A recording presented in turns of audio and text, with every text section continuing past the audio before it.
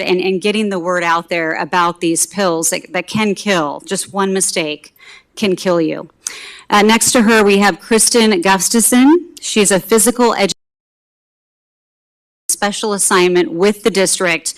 Kristen has been instrumental in keeping the Beaverton health curriculum, including the fentanyl-specific lessons, those fake and fatal lessons that we're seeing in 6th through 12th grade classes, keeping those lessons relevant and up to date.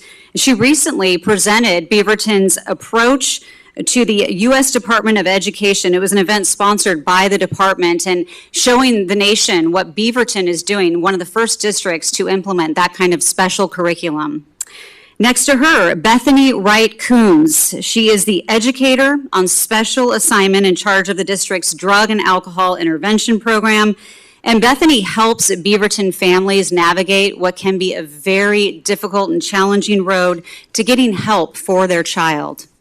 And then finally on the end there, you can see he's in his uniform. We have Sergeant Danny DiPietro. He's with the Washington County Sheriff's Office. He's going to provide us with a look at what fentanyl use really looks like in our community and talk about how kids are accessing these pills online on sites like Snapchat that a lot of kids use. Each of them going to be giving a very short presentation, and then we will be spending most of this hour answering questions that you have. We do want to show you first, though, a special video that we have about Jennifer's son, Cal, and his family's fight to educate youth about the dangers of fentanyl.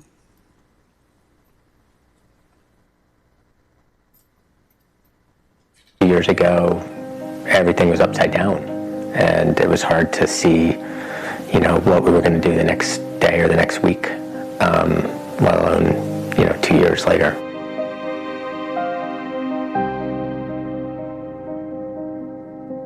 Cal had long-term plans, he had short-term plans. In no way did he desire to harm himself. We're certain of that. He came home on a Thursday in mid-December and was going to be home through mid-January. On Monday morning, we checked on Cal and we found him unresponsive. We started CPR and we called the paramedics. It wasn't enough. Best we can tell, he sought out some oxy from the street dealer on Snapchat, and I think it could be that he wanted to take some edge off of his anxiety from being home and gonna have some parent conversation. It's possible he just was looking to have fun, just a good time. Cal thought he was taking an OxyContin, and he ended up with fentanyl. When Cal died, we knew very little about fentanyl. We didn't know what hit us. We didn't know what to think. The drug landscape is dramatically different than it was when we were growing up or even 5 years ago. And I think that in order to parent our kids today, you need to understand what's going on. The explosion of deaths that we saw starting in 2020, the year Cal died, was because of the prevalence of fentanyl in fake pills sold over social media, and that's gotten worse. So they take a pill thinking it's an Oxy or a Xanax or an Adderall or a Percocet, and instead they're getting fentanyl. Kids are really comfortable with medicine, and it's perceived to be safe and low stigma. A pill is kind of clean compared to a quote hard drug. Yet fentanyl is 50 times more powerful than heroin.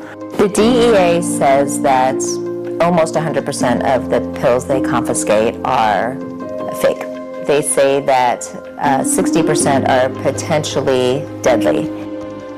It is Russian roulette. You don't know what you're going to get, and if you get a batch of pills, you could have one that has no fentanyl in it. You might have one that's a hot one that has enough to kill 3 people.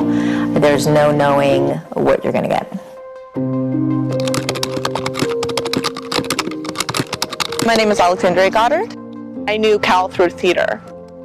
I am currently a legislative director for a senator here in Salem. I got a phone call actually from another friend of ours who told me Cal has passed away. My friend said that it was a drug overdose. And that made even less sense because Cal wasn't that kid. And then someone told me it was a counterfeit fentanyl pill, and it suddenly made sense. I think there was a lot of questions in those first days. How did this happen? Why? When? One of the things that I'm lucky enough to do is work with some people who make laws. So really, I kind of used my personal experience, my personal connection in a way to, I guess, inspire some more passion around the issue. You are going to be sharing... BSD has this incredible program currently that's really working on educating young people. It's really targeted at getting families and students the information they need about what's truly going on with drugs in Oregon currently. So they've done a really great job of educating people, and I saw that and I wanted to expand it. There's bills that work on giving people the tools they need to test for fentanyl, to get in the lock zone, or opioid antagonists, things that'll save lives. There's some that would really target people who are selling counterfeit pills. There's some that target, giving money to different groups that work on addiction services. So I'm already thinking about him every day. I might as well try and change something that might have saved his life so I can save others.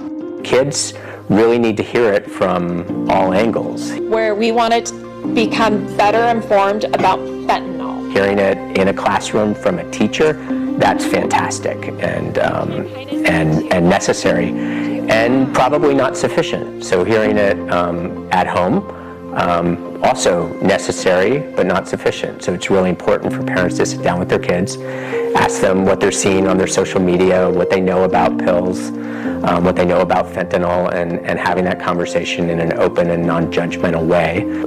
If the information I have can help prevent someone from having to go through that experience and feeling that devastation, that loss, from having their lives changed forever, then yeah, I need to get this information out there. This entire effort, I think, really, from me, from his parents, it is for Cal.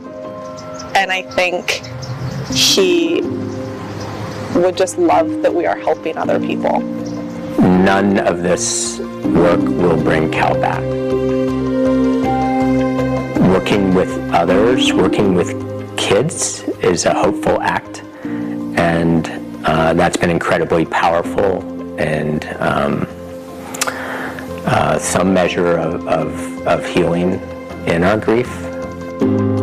And so I know that he would want us to be doing this. I have no doubt that this is what he would want us to do.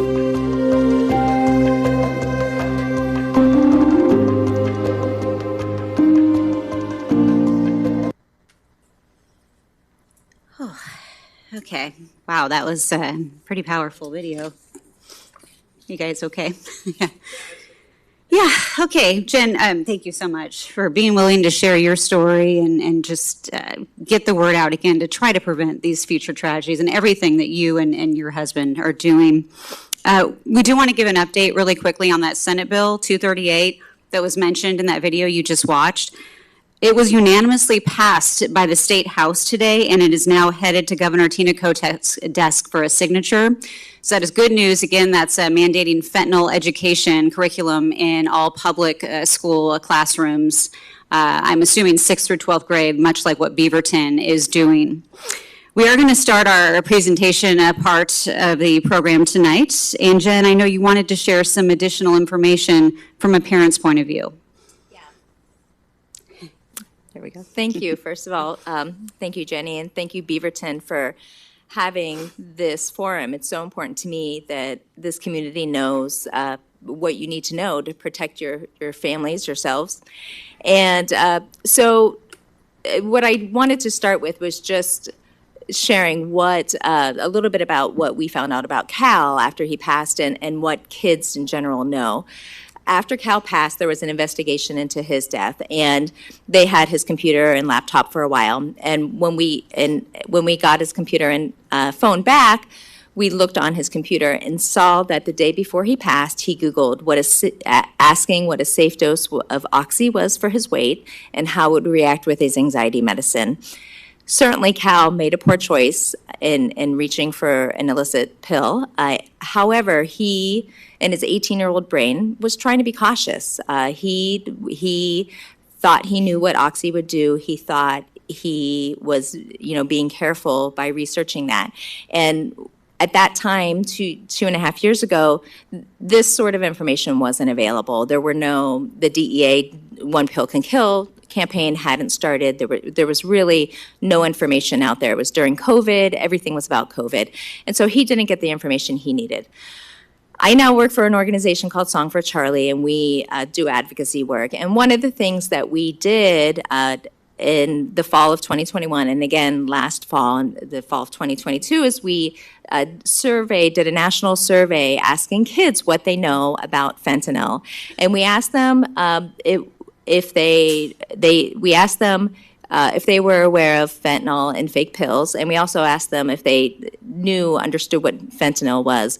And the numbers went up from 2021 to 2022, but even in 2022, only about a third of high school kids understood that there were fake pills out there and had heard about fentanyl. So a full two-thirds of high schoolers in the U.S. today, if they're offered a pill at a party, if they are tempted to buy a pill online, if they see a dealer selling pills on social media, they don't have the information they need to make a decision that could save them their lives. And so we know that kids make good decisions generally whenever they have the information. So we're trying to get the information out there so that young people can make good decisions. To show an idea of what the kids surveyed thought about fentanyl, they were also asked to rate how dangerous fentanyl was. And the kids were correctly able to identify cocaine, heroin as being very dangerous. Most of the kids were able to do that. But when you looked at fentanyl and how many kids rated fentanyl as being dangerous, it's only slightly more than the number of kids who rated cigarettes as dangerous.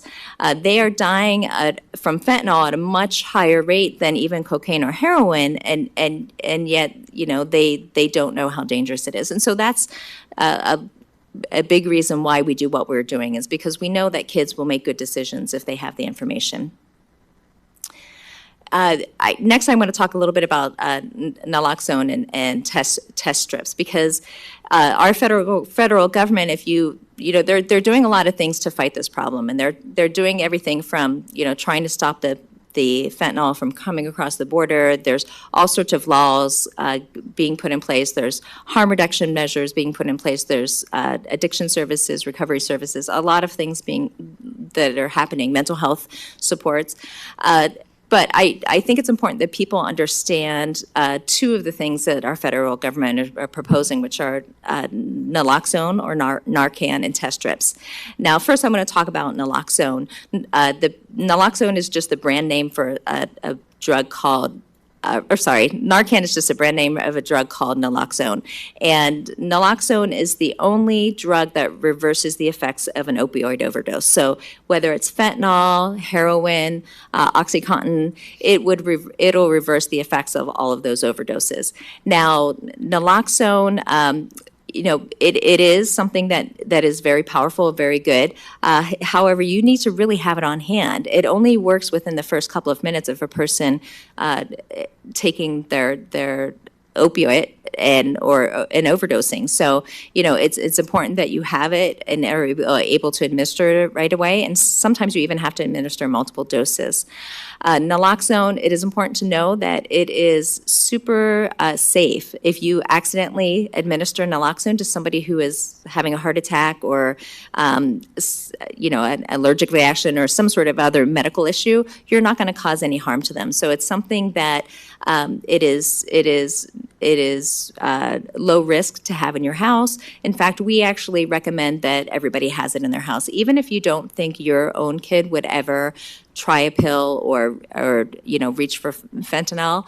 You don't know what's in the backpack of a person coming into your house. If your son or daughter has a friend coming into your house, you just don't know what they're going to have. You could be at a football game. You could be, at downtown. You could be anywhere, and overdoses are happening nowadays. So, we recommend you getting it.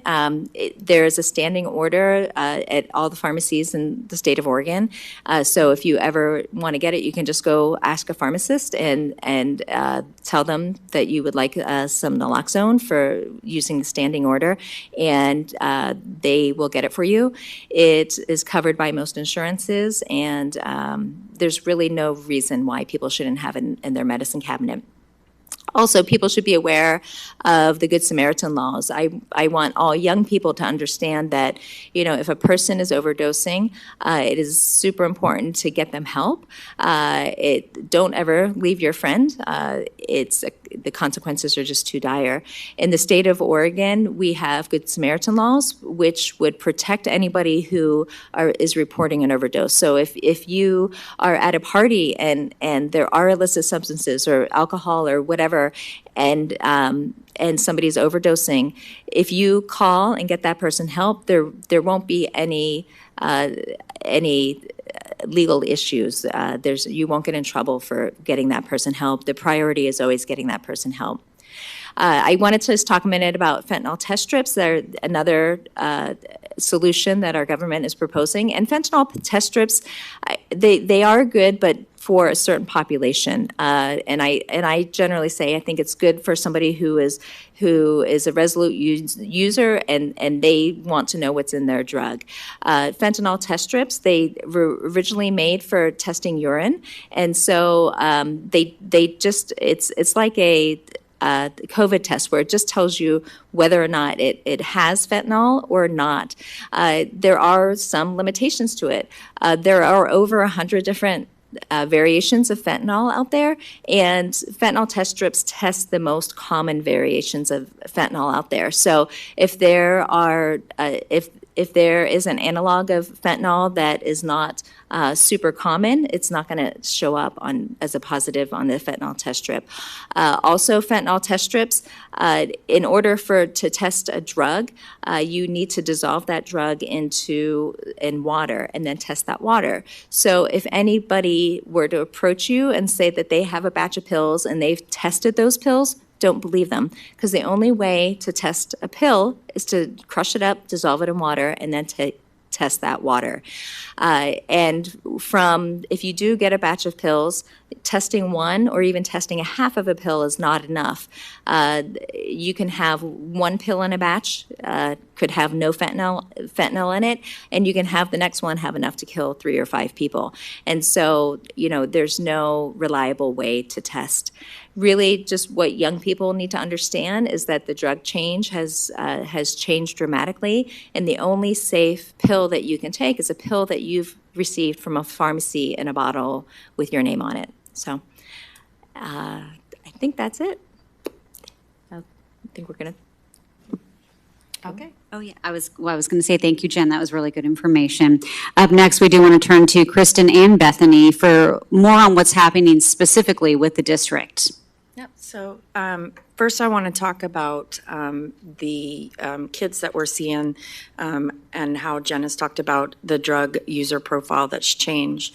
We know that it is perfectly normal for kids, not every kid, but some kids are going to experiment with drugs. And so that is normal. Unfortunately, though, the days of experimenting and no harm being done are over, right, with fentanyl. So risk associated with a student purchasing these pills from an online media platform are higher than ever. And we know that one of the pills could be, just one can be fatal. Then we want to talk and let you know that every student in the Beaverton School District, 6th grade through 12, receives yearly fentanyl awareness lessons in their health classes. We've also added some in the advisory classes. Students have the opportunity to hear Cal's story, hear a message from his brother, not only how it impacts, parents, but brother, friends, etc. And we've made our curriculum freely available to anyone across the U.S. and other districts to use, and we update it often. And, I got a little emotional there in the beginning because I've gotten to know Jen. I didn't know Cal, but because I see how much it has impacted their family, it's hard. I'm a parent as well. Also, we believe in community outreach here in Beaverton and working with parents. And so we have events like this that we host and social media and working with lawmakers. So you heard because of Cal and his story how, and as Jenny said, that's amazing that it passed unanimously. And as of July of 2021, our school board approved the use of Narcan in our schools. So all of our secondary schools have Narcan, and staff, certain identified staff, have been trained on that to use it. Great, thanks. So I am a school counselor by training. I've been a school counselor in the Beaverton School District for a long time, but I've had the privilege of taking on a new role with our district's behavioral health and wellness team. And one thing that we realized was that a lot of kids were going through discipline processes because of drug or alcohol use. And it was becoming something that we wanted to help intervene and try to educate on. So what we did is we created a program that is in all of our high schools and middle schools have use of a substance use specialist in the high school and the middle schools.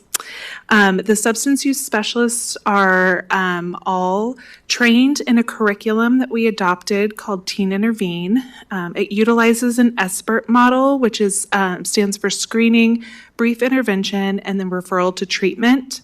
Every substance use specialist meets with students once they have parents' consent to meet with the student. They meet with students to do a brief screening. They find out what the student's use is.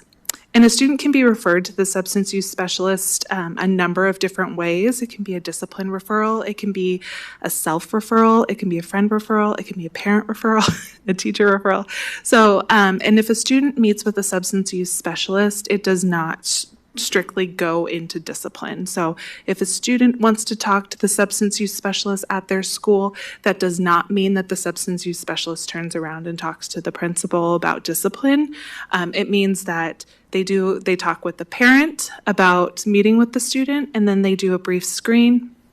If the student screens middle of that screener, then they do a brief intervention with that student, and that intervention involves a parent component where they bring the parent in and they work with family around setting goals. They work with students. They use motivational interviewing techniques where they work with the student to identify what their goals are for reducing harm and for staying safe. And they work with families about what goals and consequences there are around and expectations there are around drug use in the home. It really is a move from discipline to intervention, really noting, Kristen said that developmentally, students are at a place where they're going to push some of those boundaries. So helping students identify what those boundaries are and again, have the knowledge to know what what drugs are doing and how they're affecting their lives.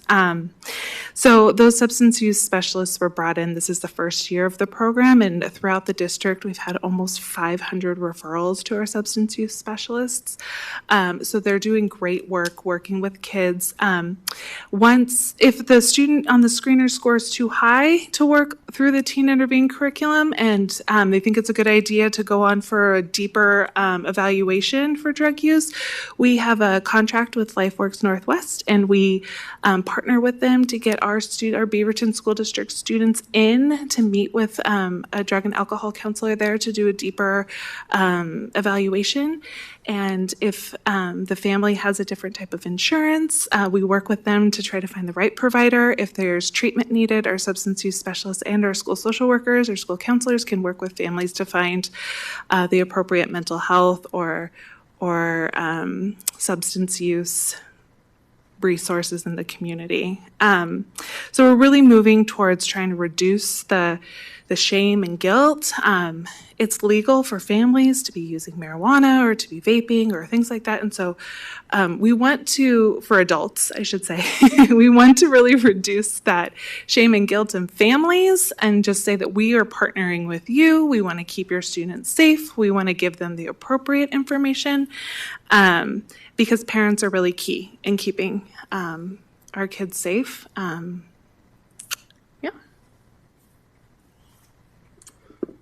Thank you. Also good information, both of you. Finally, we want to hear from Sergeant DiPietro, who's going to talk about how this is not a hypothetical situation. This isn't something that's happening in other communities. We're seeing it in Washington County every day. On the news, we're reporting it every day. Thank you. One of the biggest questions we always hear is, where's this coming from? And shortly ago, the DEA actually unclassified a lot of the information, and that's where this map you see comes from. Biggest source of this is coming from China. It's coming over, it's going straight to Mexico. It's coming over usually in a powder format, and down in Mexico is where they're either pressing it into pills or sending it across the borders in the powder format. We're seeing both. Once it's up in the States, it can still stay in the powder format, or they may press it up here as well. But like I said, the vast majority is coming from China, shipped over to Mexico, and then across our borders into our communities. So what are we seeing in Washington County? These are photos that are taken straight from our West Side Interagency Narcotic Team, or our WIN team. It's a multi-jurisdictional team combined of law enforcement agencies within Washington County that's run by the Sheriff's Office, but it comprises of individuals from the Hillsborough Police Department, Beaverton Police Department, et cetera. So if you look in the top left-hand corner there, those are the M30s. Those are fake. Those are what we're seeing on the streets every single day. That's just a close-up of it. And right below it, that's 130,000 pills that we seized at the end of March.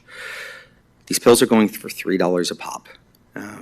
It's scary, and it's trending down. So how are these kids getting these pills? Well, if you'll notice here, there's 3 different screenshots of Snapchat messages. It's very common for these children to have Snapchat acquaintances, whether they meet them directly through school or through friends of friends. For the parents out there, you might remember back when we were young, you kind of always had an idea of who was who when it came to something like this. With social media, it's made it much more prevalent and much more easy for kids to come in contact with these drug dealers. So they will exchange messages, whether it's a DM on Snapchat or some other social media app or another chat way or form, and they will arrange a deal, whether they meet in person and exchange cash for drugs, or they do it as a Venmo. And one thing that we are seeing now more and more often is they're being shipped through the United States Postal Service. The dealers are all over this country, and they're able to communicate, and with the power of social media and the power of cash exchange apps, they can do it very easily. So what are we doing? First of all, I want to kind of show you what we've seen lately. In 2021, our agency seized 58,000 pills. The next year increased by 1,200%, and we seized 766,000 pills. That number is larger down in Multnomah County. It is everywhere within our county, and we are on track right now to surpass 2022. If fentanyl can be confused for many other pills, mostly what we are seeing are the M30s, which I showed you. Those are the oxycodones. We are also seeing it in Xanax bars, which is a barbiturate. It has nothing to do with opioids, which fentanyl is. We're seeing it in Adderall, fake Adderall pills. Adderall is a stimulant. It has nothing to do, it's complete opposite of what fentanyl is or an opioid. We are seeing it in that as well. I was talking to our traffic safety unit supervisor. He oversees our drug recognition experts. These are the ones who come in when somebody's under the influence of a narcotic during a traffic stop.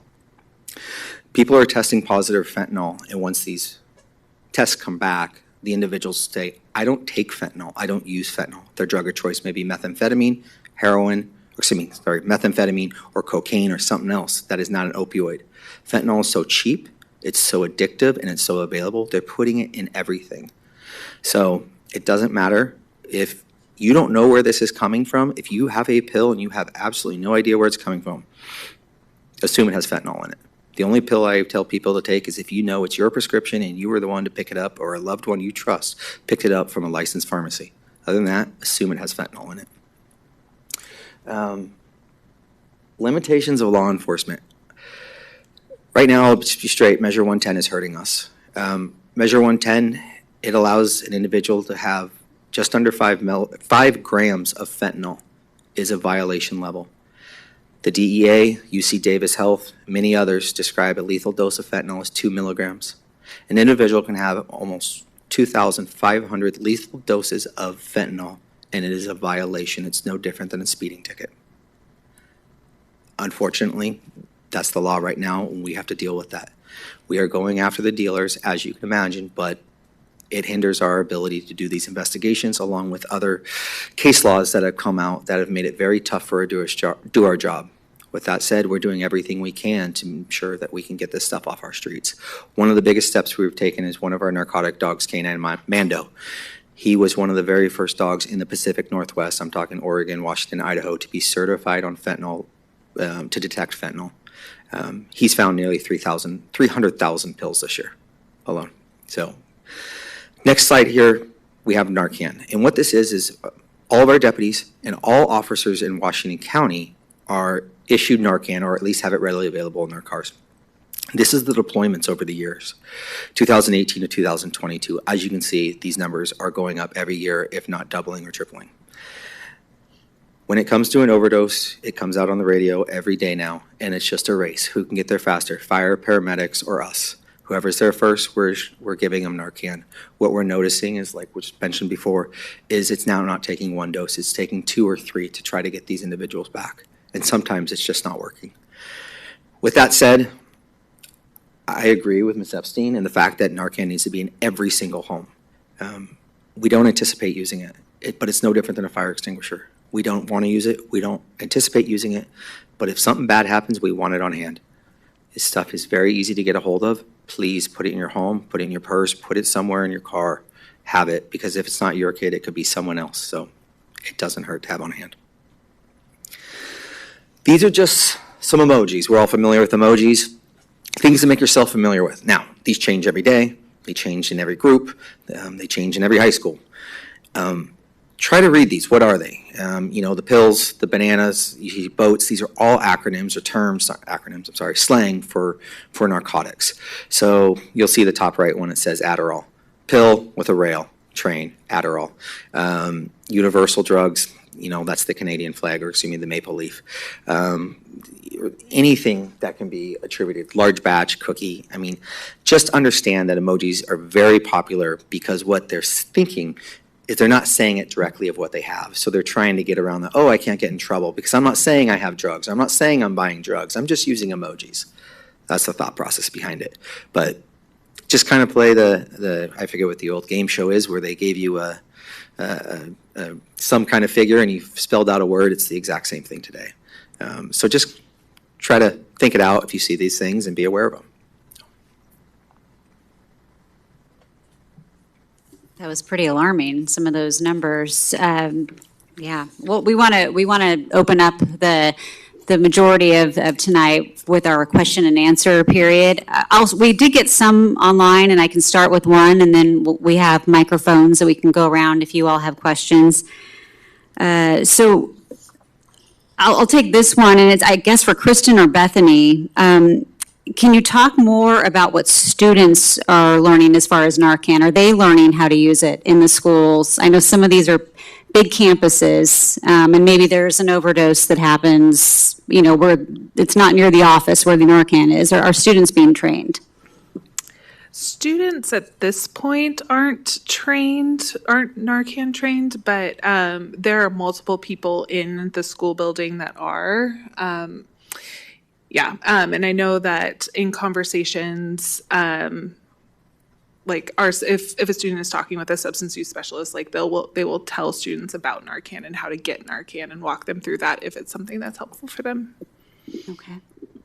I just want to add, Jen and I have talked about, because we work together to do updates, and so one of our update lessons, and this would be more high school developmentally appropriate, would be for teaching our students to recognize the signs of an overdose, and then maybe going through, there are practice testers, just like if you carried an EpiPen around and you have a practice with no needle or administering of the drug. We hope that this is something that we are going to bring into schools to have students practicing administering Narcan in a situation. And again, it's not harmful if they're not having an overdose. Does anyone here have questions? I'm assuming there's a lot. Okay, I see some hands going up. The woman in the blue, I think you were the first one. Sorry, I have a couple of questions, but piggybacking on what you were just talking about, has the district have any ideas of doing like CPR training and including now Narcan at the school level, at least the high school level? That'll be the first one. Okay, so actually part of the health curriculum, it's required that students receive hands-only CPR at some point between 7th and 12th grade. And so, yes, I think it would be a great idea to start additionally adding some of those practice features. And I just want to be clear, when we would do a practice Narcan, we're not actually using the real stuff. It's fake. There's nothing. So. The woman next to her. I had a question regarding Narcan. You had mentioned that you can go to a pharmacy and request it and that it may or may not be covered by insurance. What is the out-of-pocket cost, even if it's just a range? I know it is, I've heard somewhere around $80. However, it has just been approved by the FDA to become over-the-counter, and that is supposed to happen in late summer. And it is expected that once it becomes over-the-counter, it will be available at gas stations and drugstores and grocery stores. It'll be more readily available, and the price is expected to come down. So, thank you.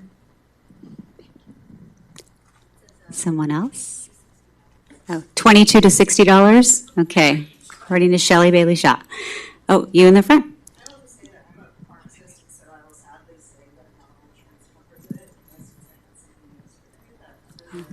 We're bringing a microphone to you.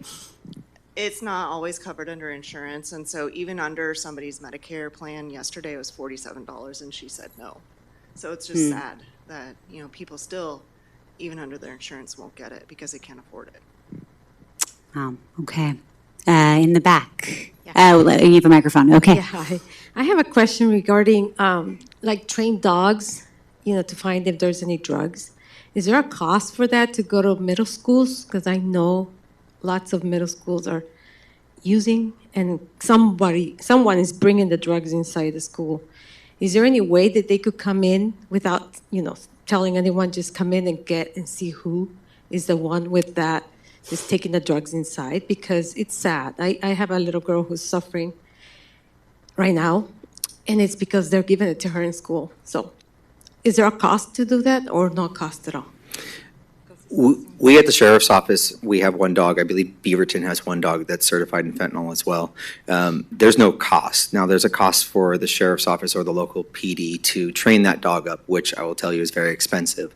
But we work hand in hand with the Beaverton School District and other school districts where if they request for us to come in and use a narcotic dog, especially if they have somebody who they believe is selling or in possession, there's no cost to the school district. They'll call us directly through one of their SROs or one of the district employees and say, hey, can you come help us out?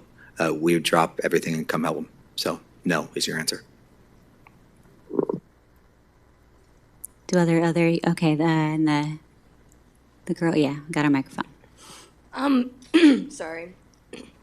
If students are buying pills from their friends, how are their friends getting them? I'm not sure. Would that be Sergeant? I can tackle that. Okay. Drug trafficking organizations, these are the ones who bring the drugs over cartels. It's exactly what it is. It starts at the top and it slowly trickles down. It's just like you see in the movies in the sense where big drug dealer deals it to the middleman and the middleman deals it to the street dealer and the street dealer deals it to the actual customer. So the answer to your question is the student who's dealing is getting it from somewhere. Is it a family member? Is it an older friend? Whoever it is, every situation is different. But it's essentially one big pyramid where there's someone at the top, which is the cartels, and it trickles down into the hands of children. So, does that address your question? Yes, it does. Okay, Thank perfect. you. Other questions? The woman in the blue again. So my original question, I had another question was, have there been instances of pharmacy purchased drugs being laced with fentanyl? I know we're talking about that, which you can buy through a contact in Snapchat, but what about the pharmacies? Are you finding anything there? Great, good question. I would say back in the late 17, 18, 19, we were seeing pharmacies getting ripped off left and right for these drugs because they wanted the real thing. Fentanyl wasn't as prevalent. We are not seeing actual oxycodone, Oxycontin, any of the actual opioids that are made in pharmacies on the streets anymore. It is extremely rare. The price of fentanyl is so cheap, they don't even bother. So to address your specific question, when they're taking an actual drug, an actually oxycodone, Oxycontin, we are not seeing them adding additional fentanyl to it, to my knowledge. And it just comes out to because those are very expensive to get your hands on an actual pill because they're very hard to get a hold of. The Drug Administration, some of the rules that have been in place where opioids, you can't get refills on anymore. It's not like a doctor can come and say, hey, here's your prescription and 4 more refills. Every single time a doctor has to write you a new prescription. They've done a great job with that. But the fact that fentanyl is so cheap, they've gone a different avenue now. If I could, I'd like to add to that. There, as far as I know, there have not been any instances of any licensed pharmacies in the U.S. selling drugs with fentanyl. However, it has been discovered in Mexico that there were some pharmacies that were selling drugs that were laced with fentanyl. It happened this spring. It's unusual. So I think that anytime you're buying, if you have to buy a prescription via the internet or through the mail or whatever, you just need to be extra careful that you are going through a licensed pharmacy, and just know that if you are going and trying to get a prescription through another country, that their regulations are different, and you just don't know. There's risk. The man in the black shirt. Is there a microphone? Someone.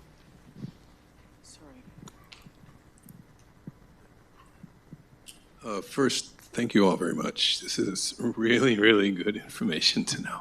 So I've kind of had my head not really aware of this situation. So I'm coming here tonight. It's pretty overwhelming. But anyway, thank you, all of you. The question I have is, I'm tempted to go home and set up an internet security program on my kids' everything. For example, like Norton Family or something like that. Is that ultimately going to do any good for, preventing them having access? Is it worth my time? I'm just thinking seriously about something I might be able to do to possibly filter out some of these contacts. I mean, if you have, I would say that it might help. Just listening to the officer here mentioning students' Venmo. I have 2 teenagers, and I thought, I have never really investigated. I have access to their Venmo and to look at it.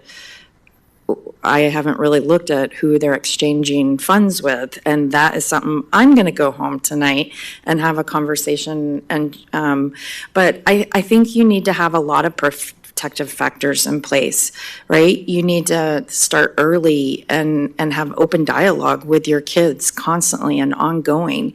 You need to talk about relevant information as it comes available to you. You need to use real life situations such as television shows or movies, etc., right in the moment to have conversations about drug use or fentanyl awareness. You need to hopefully set up a safe environment that your kid knows that they can come to you and talk about anything without fear or judgment based, right? And then you need to oftenly bring up these conversations because they're not going to initiate first, right? And so any protective factors of using a substance abuse, are resources if they're simply just using a vape, right? Because I don't know, what will it lead to? You need to have conversations about who they're hanging out with and how those people influence or have peer influence on their lives, right? You have conversations about their phone and looking at their phone or whatever that looks like in your home. Each of us, are a little bit different. Is there anything else you could think of? From the enforcement side of things, you can't block everything. There are so many social media apps out there. Well, now we can start getting into video games too. They can message through that. You can take their phone away. They'll grab a friend's phone. There's nothing you can do to get them to stop. The best thing to do as a parent is, like you said, open communication, education, and understanding that, hey, if my kid gets into this, I want them to be prepared as possible. So you need to educate, and communicate. It's the number one thing because, like I said, you can't just put your kids in a dark cave and hope for the best. They've got to live their life, and you got to work with them on it. So, yeah, I send my daughters news articles constantly. I don't know if they read them, but I feel like I'm doing whatever I can do in addition to talking with them. You've had your hand up for a very long time. I was just wondering if you could speak to whether you're seeing like marijuana being laced with fentanyl, specifically like cartridges versus like the actual plant. Is that something that is going on? And if so, how is that addressable, I guess? Great question. I actually spoke to one of our WIN investigators this morning about that specifically. So far in Washington County, we haven't seen any marijuana that has tested positive for fentanyl. We have not seen any gummies or any vape. With that being said, drug trends change every single day. I worked drugs for a long time before I got into this position, and over my entire career, they always found a new avenue to get it out there. They always found a new way to get new clients, if you want to call it that. So be careful. We don't know what's going to happen tomorrow, what their next attempt or efforts to get more people addicted is. So yes, it's not here today, but I wouldn't be surprised if we see it soon. Yeah, and I think a lot of kids think marijuana is safe. But I do want to piggyback on that. In the news, just in the past week, we had 8 overdose deaths involving cocaine and fentanyl. So it's showing up in different drugs. Absolutely. Like I said earlier, they're putting it in everything. It is extremely addictive. It's extremely cheap. And like I said earlier, it's a business for them. So they want more clients. They want you to get addicted, and they want you to come back for more. Okay, the woman right here in the third row, fourth row. Thank you. First of all, thank you for the conversation and the opportunity to learn a little bit more. For the two folks from the school district, I'm wondering if you could share with us a little bit more detail about exactly how many substance abuse specialists you have in the district, because my understanding is it's not really that many compared to the number of kids who are actually struggling. And as great as this conversation is, it doesn't appear that anyone in the panel actually has budgetary decision-making abilities.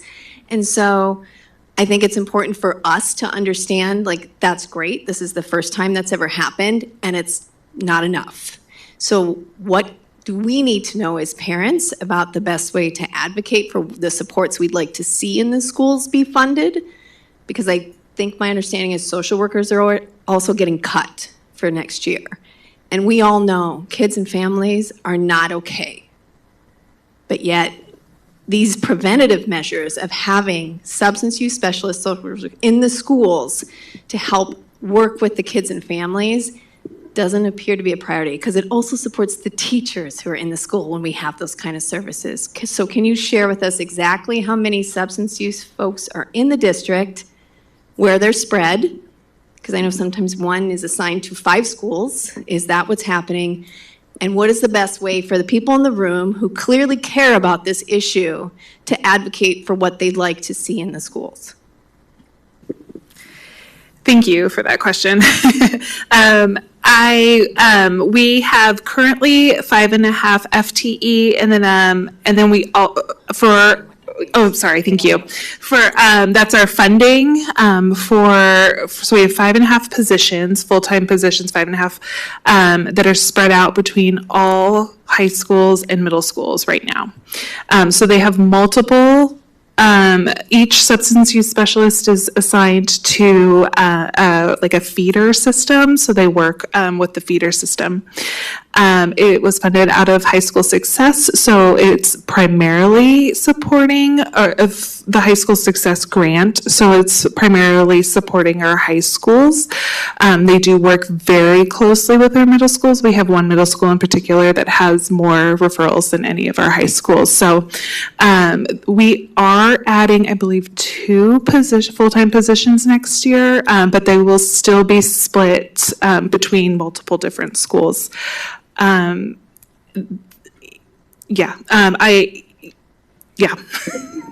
Did that answer your question, or Jen, did you have anything to add? What's the best pathway for parents to use their voice and be heard about what they want to see happen in schools in terms of positions funded, supports available for kids and teachers and families? I think the best way is to reach out to those decision makers in our district.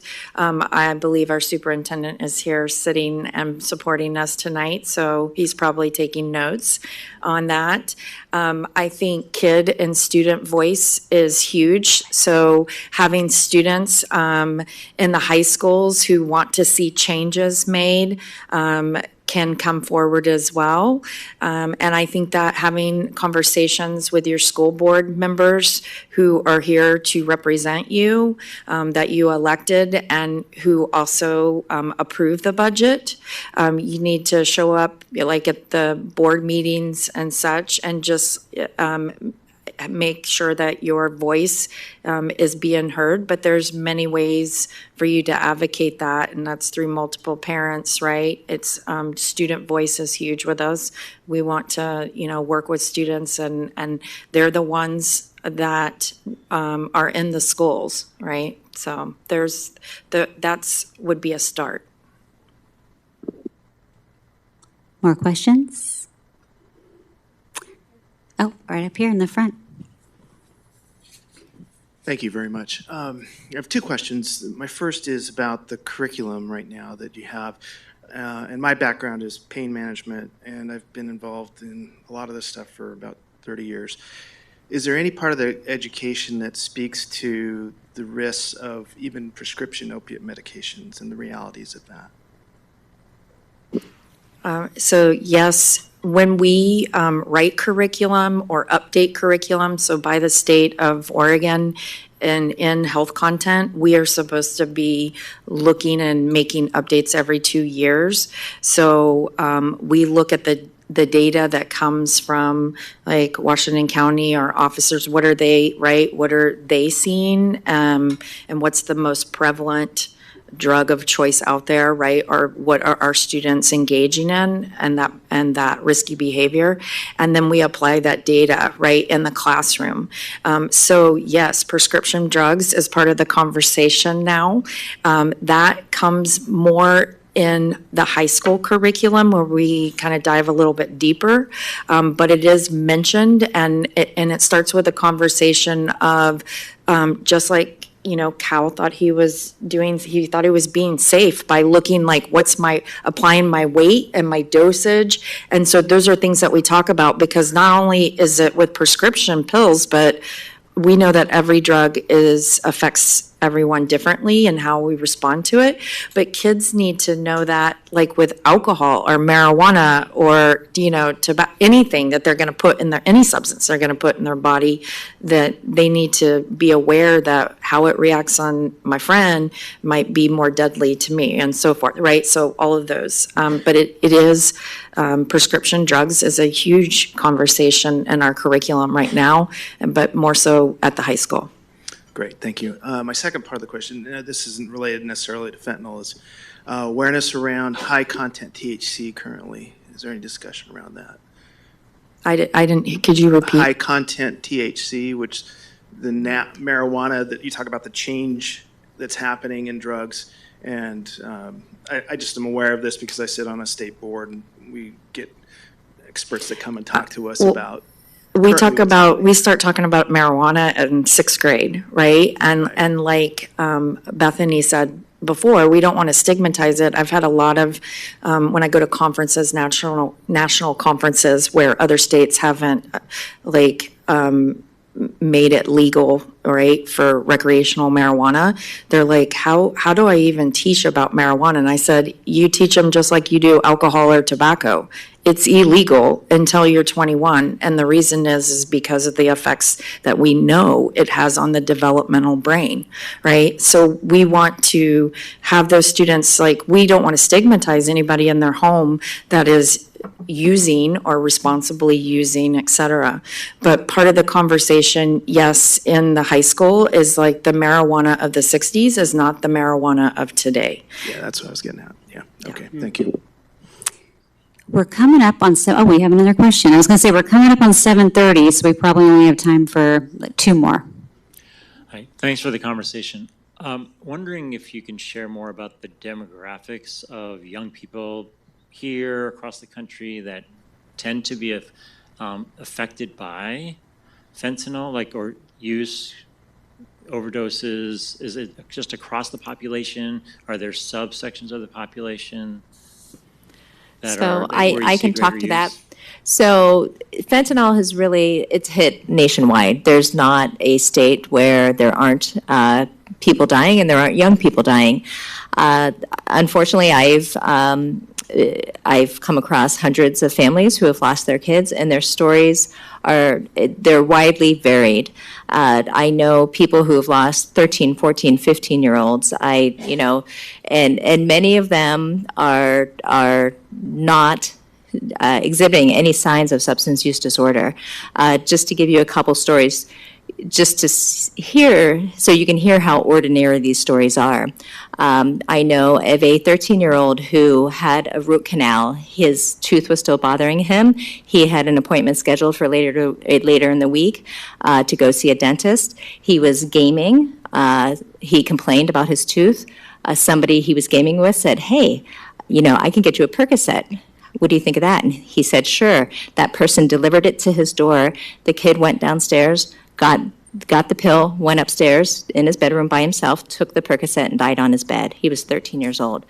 There's stories of, I know of a boy who went to the mall with a group of friends. He called his dad to see if he could go to his friend's house afterwards. Dad said sure. He knew the group of kids. There were just a few kids that went to the basement. They were playing video games. I don't know exactly what happened with Isaiah, but his friend's older brother offered him a pill. And I don't know if he had a headache or he was having problems, but he took the pill from his friend's older brother, and his friends were playing video games. He would lay down on the couch. His friends just thought he fell asleep. They didn't realize for over an hour that he had overdosed right next to them. There are stories. There's a girl actually from the Portland area who was invited to go to her friend's house to celebrate her birthday. They were watching a movie together, and her friend said, "Hey, I've been wanting to try a pill. I see this dealer on Snapchat. Will you try one with me?" She and her friend they got two pills. They each took one. Kirsten died. Her friend survived. So these aren't necessarily kids who are experiencing mental health issues all the time. They're not necessarily high-risk kids in the traditional sense, but they, in the past, you could get away with some experimentation. Today, you can't. That's actually more terrifying, that there's not really, it's just one mistake, like what we've been saying. We have time for one more question, and, we got one over there. What should other school districts do to help spread the dangers of fentanyl?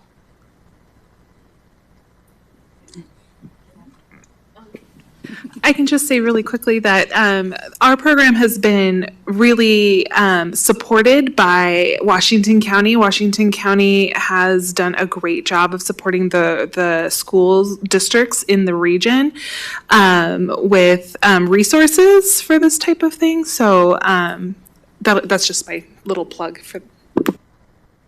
Yeah, I think, first of all, I think you all need to recognize that Beaverton is truly a national leader in what they're doing. And so I'd like to recognize Beaverton for that, because when Cal died, there was very little information about what was going on, and Beaverton decided to take a risk and provide this education. Certainly they did a lot of research, but there wasn't any curriculum out there. There were no DEA warnings. There was nothing from the CDC. And so they're ahead of the game. So, ideally, Oregon with the State Bill 238 that just passed today and is going to the governor, Oregon will be the first state where it will be mandatory to have fentanyl education in middle and high schools. So we are lucky. That bill does not require the education to start until the fall of 2024. And so ideally, our neighboring school districts won't wait until the fall of 2024 to start education. Unfortunately, there are neighboring school districts who really, I think there are starting programs. I don't think they're as robust as Beaverton, but ideally, it would be great to see every school district have classroom education, have community conversations like this, have Narcan in the schools. Ideally, even bringing these talks into other classrooms. Why can't there be math lessons where you're talking about, the dosages or lessons in other classrooms that, perhaps doing a paper on the impacts of fentanyl. I don't know. But it needs to be talked about with kids every possible opportunity. And unfortunately, the neighboring districts that are starting to talk about it or are reaching out to Beaverton are the ones that have experienced student deaths, and that is the reason they reached out